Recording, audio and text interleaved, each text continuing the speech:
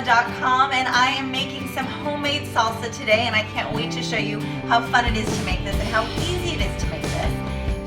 Summer is such a great time of year to make salsa because there are so many lovely tomatoes in season, and I'm really lucky because my dad's best friend has a huge garden and I get literally bags of these like every other week. So I actually am really lucky that I get to use the bounty of some freshly grown tomatoes right in my own backyard basically.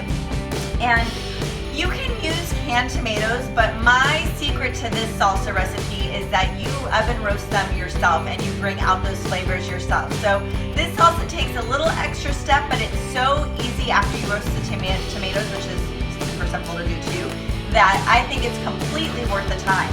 So what you're gonna do first is you're going to roast the tomatoes at about 350 degrees for about 30 minutes or so until they start to get really blistery and plump like this that you're gonna see right here.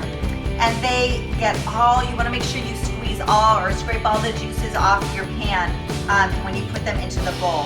And I just season them with a little olive oil and salt and pepper before I roast them, just a little tad to give them a little seasoning as they're roasting. And then other than that, you just need a few simple ingredients. I love making fresh salsa, so I kind of have taken my raw salsa recipe and just kind of adapted that. I always use onion, garlic, some lime juice, of course, freshly squeezed lime juice, salt, and I am using, sometimes I use a jalapeno for today because we're doing a oven roasted salsa. I'm using a chipotle and adobo sauce, and you can make this as spicy as you want. Usually when I make a raw salsa, I use a half of a jalapeno and I scrape all those seeds out because I'm not a real big on the spicy.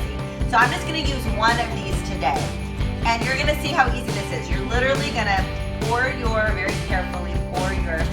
almost carefully, got a little spillage there. Pour your tomatoes in there. You're gonna put in your onion. And you wanna make this ahead of time because you definitely wanna give it time to chill and soak in all the flavor of the onion and the garlic and the chipotle and all that good stuff. I'm using 2 garlic cloves. You can add more or less if you want some cilantro.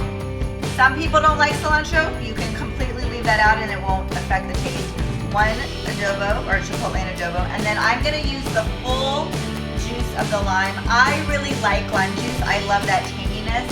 So if you prefer to do like a half of a lime just to do a little less, you can do that too. Lemon would also work fine if you don't have a lime on hand and want to just use a little bit of lemon.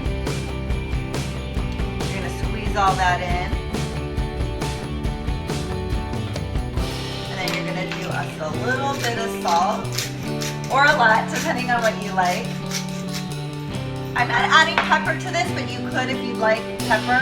I felt like it had enough going on with the garlic and onion and the adobo. And then you're just gonna pulsate it all either in your food processor. You can pulse for the blender. This is a Vitamix super powerful, so I'm just gonna put it on full speed and let it do its thing.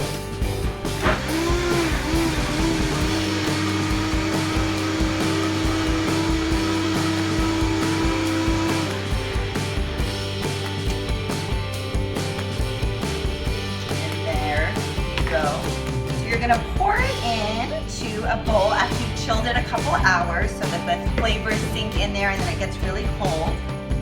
And I have ground this or pulsated it pretty well. You can leave it chunky if you prefer that as well too. And let's just try it here. I really could live on chips and salsa. Like this could be my meal, I'm not joking.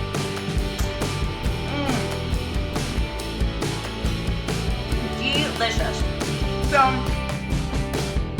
wow, this is good. I really could live on chips and salsa.